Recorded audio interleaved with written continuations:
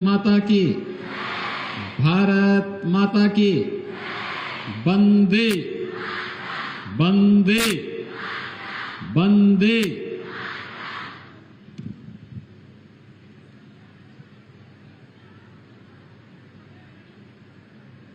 पूर्व प्रधानमंत्री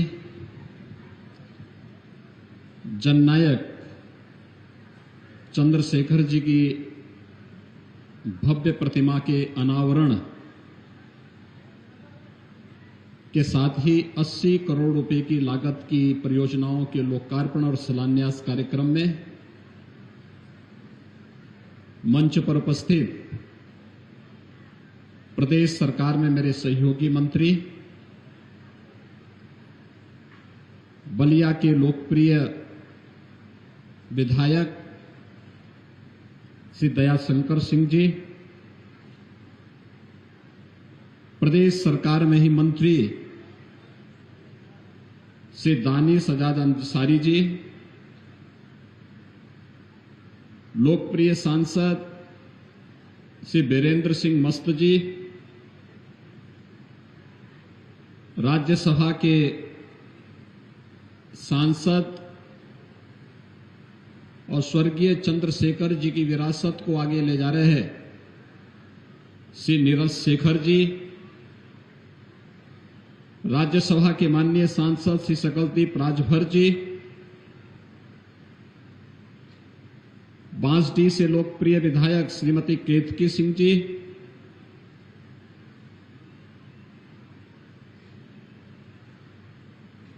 विधान परिषद के माननीय सदस्य श्री रविशंकर सिंह पप्पू जी, भारतीय जनता पार्टी के क्षेत्रीय अध्यक्ष और विधान परिषद के सदस्य डॉक्टर धर्मेंद्र सिंह जी, सभापति उत्तर प्रदेश पीसीएफ श्री वाल्मीकि त्रिपाठी जी, भारतीय जनता पार्टी के जिला के अध्यक्ष जयप्रकाश साहू जी, पूर्व मंत्री श्री उपेंद्र तिवारी जी, पूर्व विधायक श्री संजय यादव जी,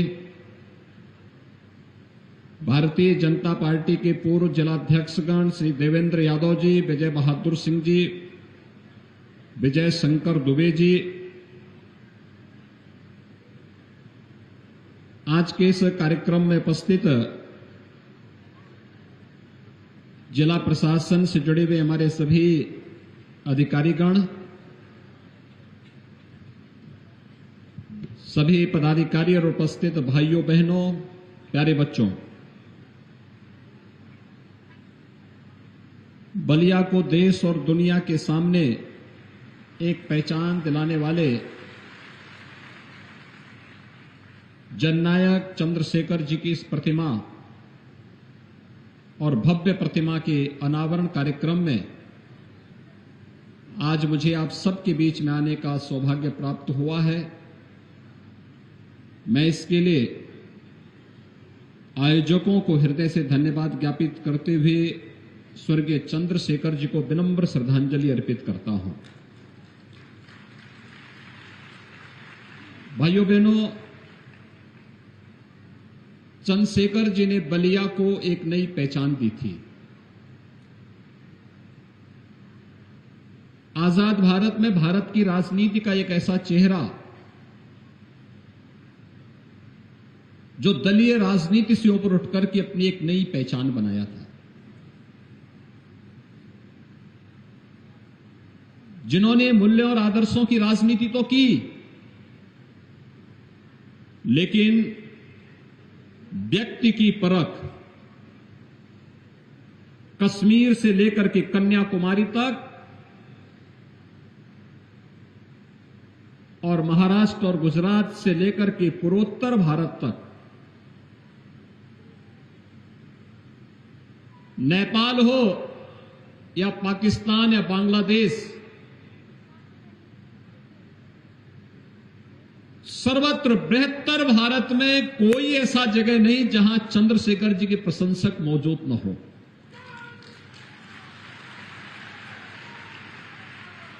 हर व्यक्ति के साथ संबंधों को बनाना और संबंधों का निर्वाह भी करना,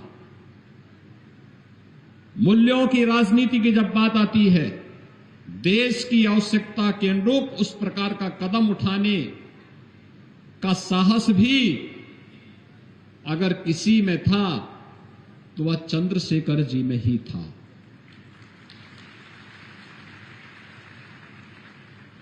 जब देश के लोकतंत्र को रौंदने का प्रयास हुआ, उसके खिलाफ मुखर स्वर बने थे चंद्रशेखर जी।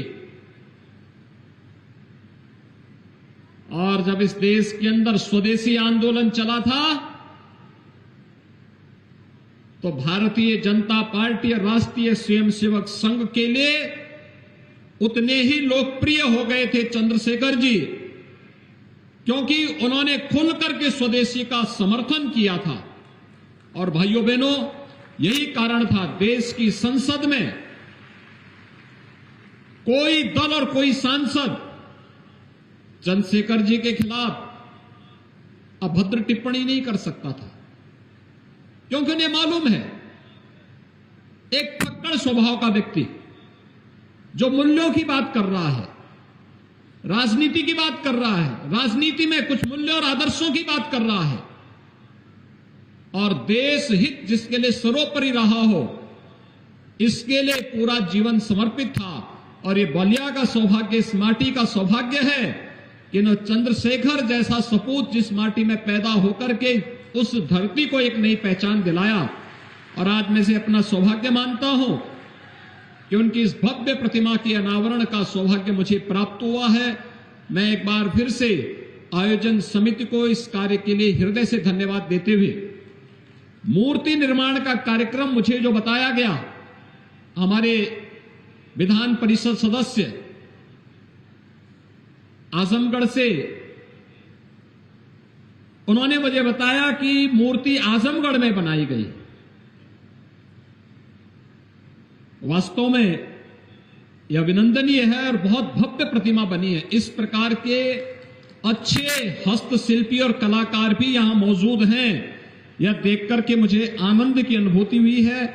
और सचमुच बहुत अच्छी प्रतिमा बनी है। आप लोग जाएंगे, स्वर्गीय चंद्रशेखर जी को श्रद्धांजलि भी देइए और वहां पर मूर्ति को देखिए, कलाकार के हाथ की सफाई को भी देखिए।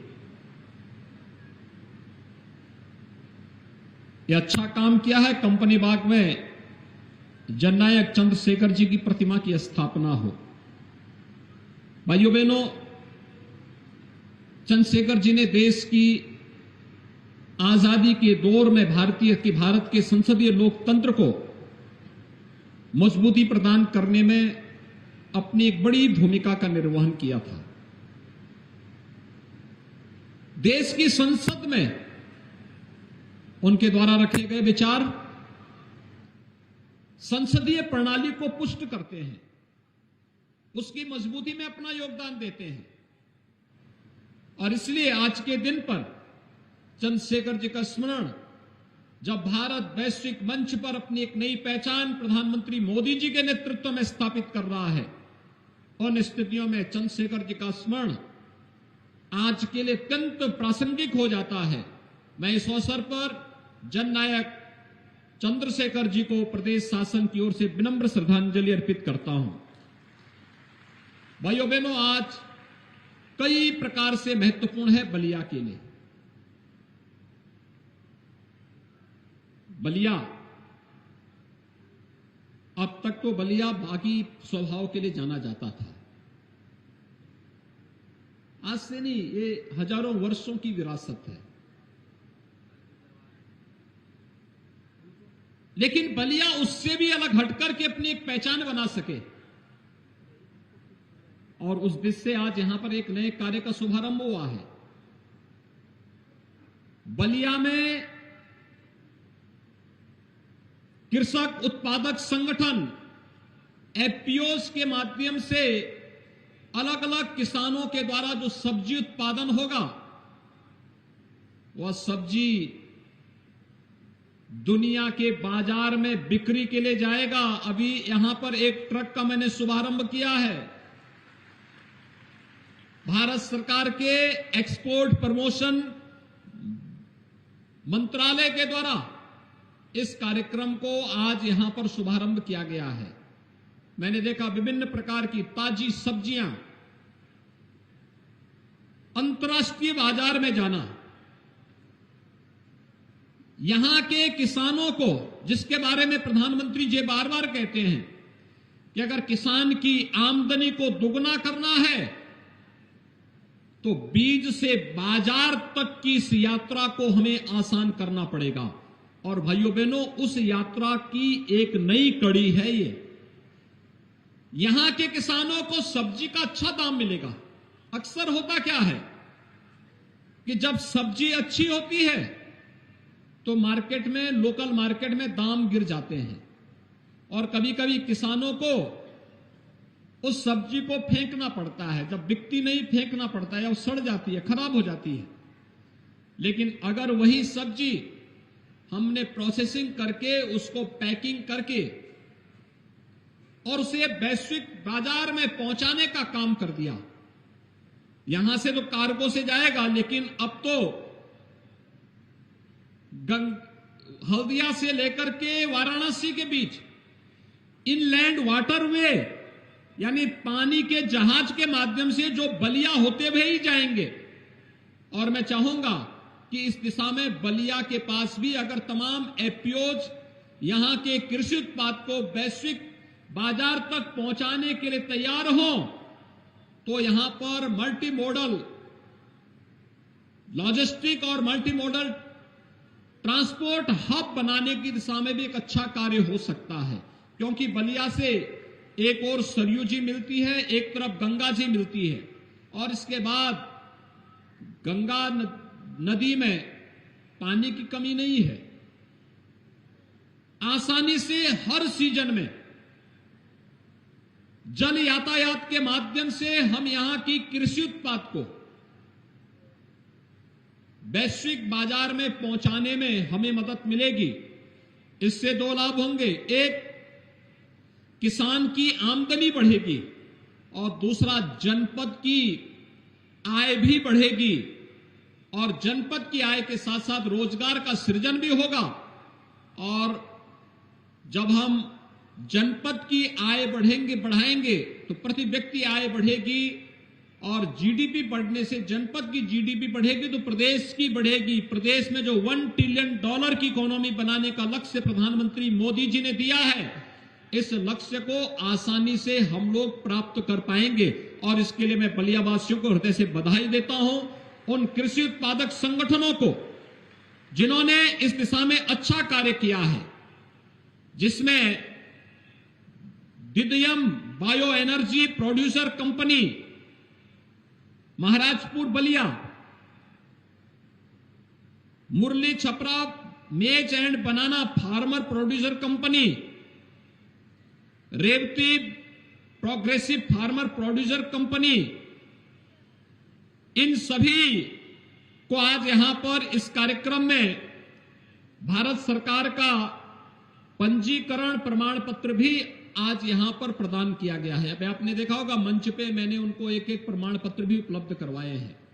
और मैं यहां के जिला प्रशासन से कहूंगा कि हमें इस दिशा में अन्य कृषक उत्पादक संगठनों को तैयार करना चाहिए। ये महिला स्वयंसेवी समूहों को आगे बढ़ाने के लिए बहुत अच्छा कार्य हो सकता है। महिला सशक्तिकरण की दिशा में, उन्हें स्वावलंबन की दिशा में आगे बढ़ाने के लिए इसकी बड़ी भूमिका हो सकती है। और इस दिशा में हम सबको त्वरित गति से कार्यक्रम को आगे बढ़ाना चाहिए। और आज कार्यक्रम यहां पर संपन्न हुआ है। भाइयों बहनों, इसके साथ ही आज यहां पर तमाम परियोजनाओं का, जो शिक्षा है, स्वास्थ्य है, पेयजल है, कृषि है, पर्यटन और सड़क से संबंधित परियोजनाएं हैं, इन सबके लोकार्पण और शिलान्यास का भी कार्यक्रम आज यहां पर संपन्न हुआ है। बलिया विकास की प्रक्रिया के तहत तेजी के साथ आगे बढ़ता हुआ एक प्रदेश का सीमावर्ती जनपद माना जाता है। इसके बाद बिहार की सीमा प्रारंभ हो जाती है। स्वाभाविक रूप से यहां का विकास हो, जितनी यहां पे प्रतिभा है, ऊर्जा है, जितना पोटेंशियल है, उसका भी हम लोगों ने बहुत कम उपयोग किया है। मेरा ये मानना है यहां के किसान थोड़ी और मेहनत कर लेंगे, तकनीक का उपयोग खेती किसानी के रूप में कर लेंगे, इस आमदनी को कई गुना बढ़ाया जा सकता है। यहां पर थोड़े और प्रयास होंगे, इनलैंड वाटरवे का उपयोग हो जाएगा, क्योंकि यहीं से वाराणसी का रूट भी जाता है। हल्दिया टू वाराणसी बाया बलिया होते हुए है। हमें बलिया के इस रूट का उपयोग करना चाहिए। हजारों नौजवानों को यहीं पे नौकरी और रोजगार मिल जाएगा। हजारों लोगों को यहां पे स्थानीय स्तर पर रोजगार और नौकरी मिलेगी। बलिया के नौजवानों को नौकरी और रोजगार के लिए प्रदेश और देश के किसी अन्य कोने में नहीं जाना पड़ेगा, बल्कि देश और दुनिया अपनी नौकरी और रोजगार के लिए बलिया के अंदर आने के लिए मजबूर होगी। इस प्रकार की परिस्थितियां बलिया के अंदर पैदा करने की आवश्यकता है, और इसमें कृषक उत्पादक संगठन एक बड़ी भूमिका का निर्वहन कर सकते हैं। और मैं इसके लिए आह्वान करूंगा, एक अच्छी शुरुआत हुई है, इस अच्छी शुरुआत को और अच्छे ढंग से आगे बढ़ाने की आवश्यकता है। भाइयों बहनों, मैं पिछले दिनों यहां पर आया था, जब यहां पर एक कार्यक्रम के साथ मुझे जुड़ने का अवसर प्राप्त हुआ था, और उस कार्यक्रम के माध्यम से हम लोगों ने यहां पर कुछ नए कार्यक्रमों को आगे बढ़ाने के लिए कहा था। और मैंने तब भी कहा था कि पर्यटन हमारे पास एक बहुत बड़ा माध्यम है। आपने इस बार काशी में देखा होगा, अकेले सावन के महीने में काशी विश्वनाथ धाम का दर्शन करने के लिए 1 करोड़ श्रद्धालु आए थे। 1 करोड़ श्रद्धालु का मतलब होटल का व्यवसाय भी खूब फला फूला, टैक्सी वालों को रोजगार मिला, जितने रेस्टोरेंट थे उनको मिला, और साथ साथ जितनी भी दुकानें थी, मार्केट था, इन सबको भी मिला, गाइड को भी मिला, पंडों को भी काम मिला, हर तबके को काम मिला। वहां पर एक साथ पूरी इकोनॉमी को बल देता है पर्यटन। और भृगु बाबा कॉरिडोर के बारे में भी जो बात यहां पर दयाशंकर जी ने और सांसद जी ने रखी है, और मैं चाहूंगा कि जिला प्रशासन को इसका एक प्रस्ताव बनाना चाहिए, इस कार्यक्रम को आगे बढ़ाना चाहिए। बड़ी संख्या में लोग आएंगे, पर्यटक आएंगे, इस दिशा में इस कार्यक्रम को आगे बढ़ाने में सरकार भरपूर मदद करेगी। दूसरा, स्वर्गीय चंद्रशेखर जी की जन्मभूमि इब्राहिम पट्टी में हॉस्पिटल को अच्छे ढंग से संचालित करने के लिए अभी मऊ की एक पार्टी इसको संचालन कर रही है। प्रदेश सरकार ने भी इस दिशा में उनको आगे बढ़ाने के लिए कार्य करने के लिए कहा है, लेकिन हमें इसको और अच्छे ढंग से आगे बढ़ाना चाहिए। वहां पर काफी संभावनाएं हैं, और उन संभावनाओं को डॉक्टर की संख्या बढ़ाना, शासन की और आयुष्मान भारत और मुख्यमंत्री जन आरोग्य योजना से जुड़े हुए सभी कार्यक्रमों को उसके साथ जोड़ना, और बलिया के अंदर अपना मेडिकल कॉलेज भी बने, इसके लिए भी मेडिकल कॉलेज के लिए जगह को चिन्हित करते हुए ठोस प्रस्ताव समय पर प्रदेश सरकार के पास पहुंच जाना चाहिए, जिससे इस कार्यक्रम को आगे बढ़ाने में मदद मिल सके। क्योंकि आज एक जनपद एक मेडिकल कॉलेज की तरफ हम पहुंच चुके हैं। आप अनुमान करिए, आजादी के बाद 1947 से लेकर के 2017 तक 70 वर्ष में 12 मेडिकल कॉलेज, मात्र राजकीय मेडिकल कॉलेज बन पाए थे प्रदेश में।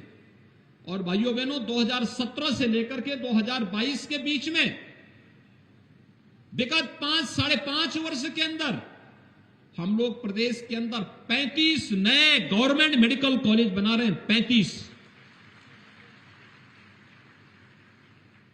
समय पे अगर जमीन मिल गई होती तो उन 35 में से एक मेडिकल कॉलेज आपके बलिया को भी मिल गया होता, लेकिन जमीन न मिलने के कारण हमेशा बलिया उससे छिनता रहा।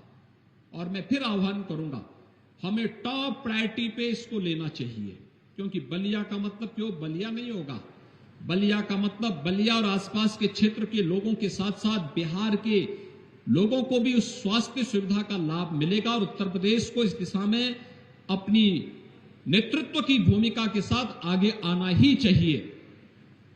और इस दिशा में हम इस कार्यक्रम को तेजी के साथ आगे बढ़ा सकें, इसके लिए मैं यहां के जिला प्रशासन से कहूंगा कि यहां के जनप्रतिनिधियों के साथ मिलकर के इसको हम तेजी से आगे बढ़ाने का कार्य करें। मुझे प्रसन्नता है आज यहां पर ग्रामीण आजीविका मिशन से जुड़ी हुई बड़ी संख्या में बहनें आई हैं और मैं धन्यवाद दूंगा श्री दयाशंकर सिंह को और यहां के जिला प्रशासन को, जिन्होंने इनके आजीविका को, इन महिला स्वयंसेवी समूह को व्यवस्थित रूप से आगे बढ़ाने के लिए कार्य किया है। एक अच्छा प्रयास प्रारंभ हुआ है। महिला स्वयंसेवी समूह महिला स्वावलंबन का आदर्श उदाहरण हो सकता है।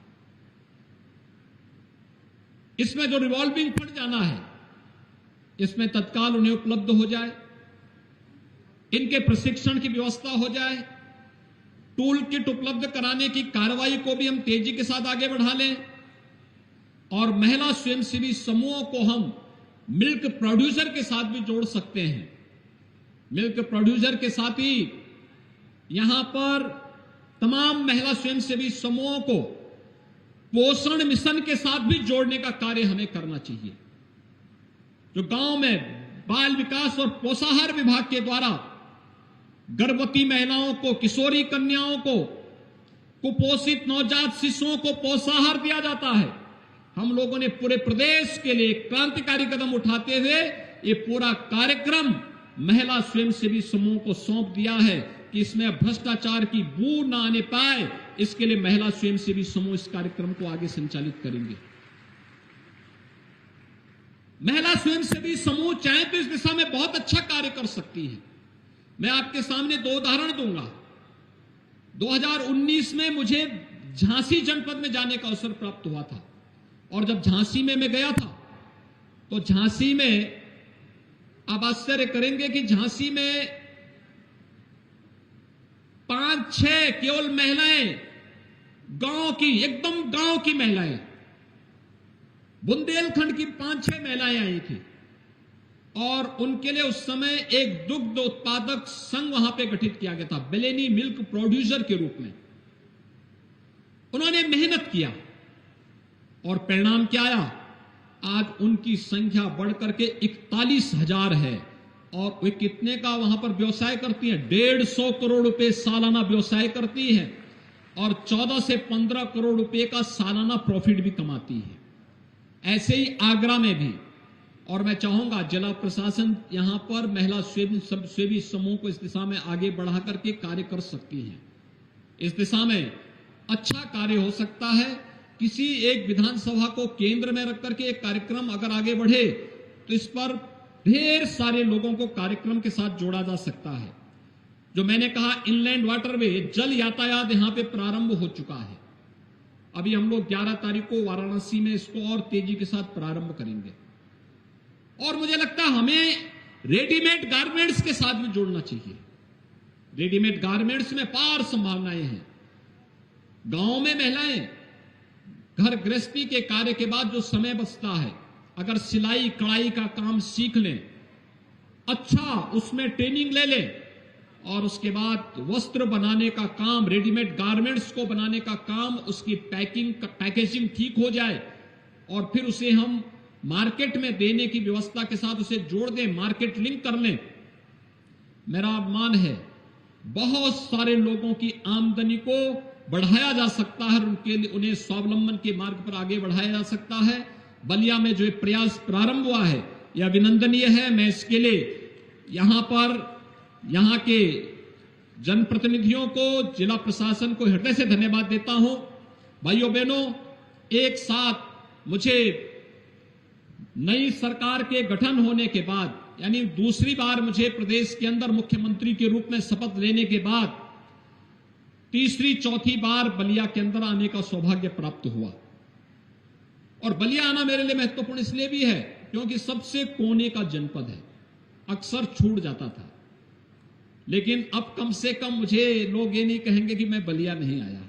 यद्यपि आप लोगों ने कभी शिकायत नहीं की, लेकिन फिर भी मैं आप सबको आश्वस्त करता हूं, बलिया के विकास के लिए हम पूरी प्रतिबद्धता के साथ कार्य करेंगे बलिया के विकास से जुड़ी हुई कोई परियोजना लंबित नहीं रहने पाएगी। डबल इंजन की सरकार प्रधानमंत्री मोदी जी के नेतृत्व और मार्गदर्शन में पूरी मजबूती के साथ जनता के हितों के लिए कार्य करने के लिए प्रतिबद्ध है। बिना भेदभाव के शासन की योजना का लाभ हर गांव, हर गरीब, हर किसान तक पहुंचाने के लिए प्रतिबद्ध है और इस दिशा में हम सबको पूरी मजबूती के साथ कार्य करना होगा। हम सब बलिया के विकास के साथ जुड़ने के लिए आज यहां पर एकत्र हुए हैं। मैं इन्हीं शब्दों के साथ एक बार फिर से जननायक चंद्रशेखर जी की इस भव्य प्रतिमा के अनावरण कार्यक्रम के अवसर पर, यहां के विकास की परियोजनाओं के लोकार्पण और शिलान्यास कार्यक्रम के अवसर पर महिला आजीविका मिशन से जुड़ी हुई बहनों को टूल किट, उनके प्रशिक्षण और टूल किट उपलब्ध करवाने और इस कार्यक्रम की सफलतापूर्वक आगे बढ़ाने के लिए पूरे बलिया वासियों को हृदय से बधाई देता हूं। आप सबका अभिनंदन करता हूं। धन्यवाद। जय हिंद। आपके उद्बोधन से हम सब अनुग्रहित हुए, कृतार्थ हुए। एक बार जोरदार